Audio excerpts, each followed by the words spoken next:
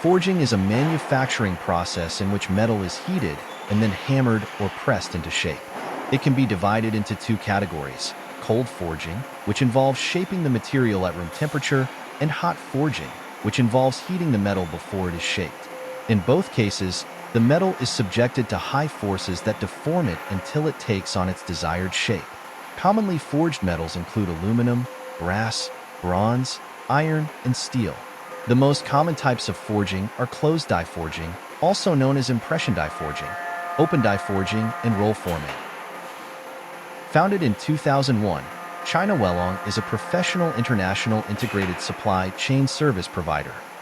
Our products include BHA drilling tools, borehole enlargement, impact tools, wellhead, handling tools, other service tools.